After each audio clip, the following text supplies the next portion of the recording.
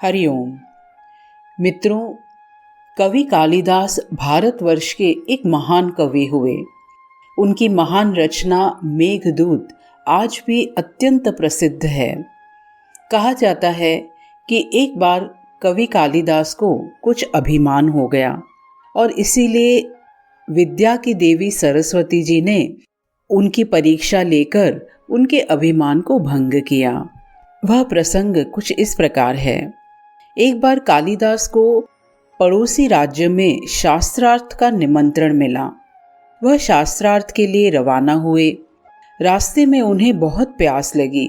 बहुत दूर तक चलते हुए भी उन्हें पानी न मिला। प्यास से अत्यंत व्याकुल होकर उन्हें कुछ समय बाद एक कुआं दिखाई पड़ा। कुएं के पास एक झोपड़ी थी। झोपड़ी से एक बच्ची निकली। उसने कुएं से पानी भरा और जाने लगी। कालिदास जी ने उससे पानी मांगा। उस बालिका ने उनका परिचय पूछा। कवि कालिदास को लगा कि शायद कोई उनके साथ मजाक कर रहा है। फिर भी वे बोले, बेटी तुम छोटी हो, घर में कोई बड़ा हो तो उसे भेजो। बालिका बोली, नहीं, आप अपना नाम बताइए। थोड़ा सोचकर कालिदास बोले, मुझे नहीं पता। बालिका ने कहा, सच ही है, भूख और प्यास में इतनी शक्ति होती है कि बड़े से बड़े बलवान और विद्वान भी अपना नाम तक भूल जाते हैं। आपको तो सब याद रहना चाहिए। कालिदास फिर बोले, बेटी मैं एक पथिक हूँ। बच्ची ने कहा, संसार में सिर्फ 2 ही पथिक होते हैं, उन्हें जानते हैं तो उनका नाम बताइए।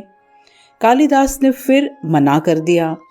बच्ची बोली, तो सुनिए, बिना थके अपने गंतव्य तक जाने वाले ही पथिक होते हैं और ऐसे पथिक 2 ही हैं, एक चंद्रमा और दूसरा सूर्य। दोनों बिना थके चलते हैं। आप तो अभी ही थक गए। यह कहकर बालिका घर में चली गई। तभी अंदर से एक वृद्ध स्त्री निकली। वह भी कुएं पर गई। कालिदास ने उससे भी पानी मांगा। मजे की बात यह हुई कि उसने भी परिचय पूछा। कालिदास ने अपने आप को एक अतिथि बताया तो स्त्री ने कहा, संसार में तो 2 ही अतिथि होते हैं, एक धन और दूसरा यौवन। इन्हें जाने में समय नहीं लगता। सही बताइए, आप कौन हैं? हताश होकर कालिदास ने कहा, मैं बड़ी देर से सहन कर रहा हूँ, अब तो पानी पिला दीजिए। स्त्री ने कहा, नहीं, सहनशील तो 2 ही होते हैं।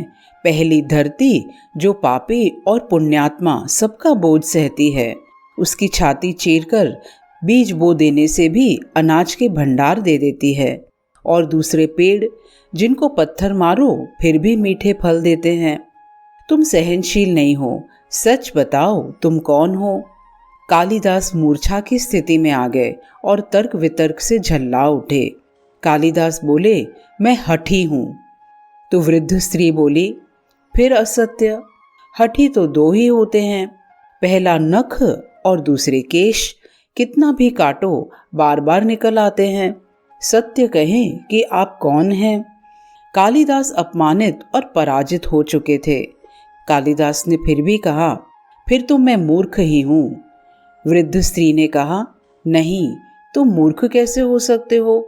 मूर्ख तो 2 ही होते हैं, पहला राजा जो बिना योग्यता के भी सब पर शासन करता है और दूसरा दरबारी पंडित जो राजा को प्रसन्न करने के लिए गलत बात पर भी तर्क करके उसको सही सिद्ध करने की चेष्टा करता है।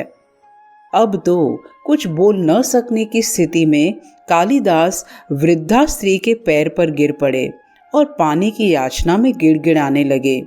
तभी वृद्धा ने कहा, उठो वत्स।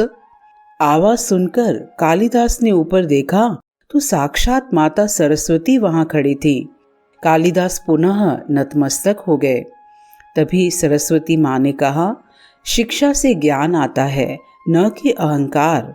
और इतने विद्वान होकर ऐसा दिखाई पड़ रहा था कि तुम में कुछ अभिमान उत्पन्न हो गया था। तुमने शिक्षा के बल पर प्राप्त मान और प्रतिष्ठा को ही अपनी उपलब्धि मान लिया और अहंकार कर बैठे। इसीलिए मुझे तुम्हारे चक्षु खोलने के लिए ये स्वांग रचना पड़ा। कालिदास को अपनी गलती समझ में आ गई और माता से क्षमा याचना करके विनम्रता से युक्त होकर पानी पीकर वे वहां से आगे चल पड़े।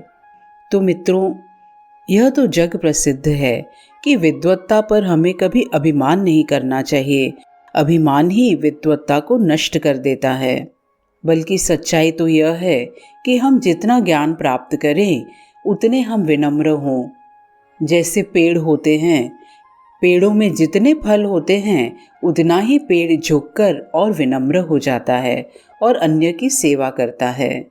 हमारा ज्ञान भी ऐसा हो कि जो हमारा कल्याण करे और अन्य का भी कल्याण करे। हरि ओम।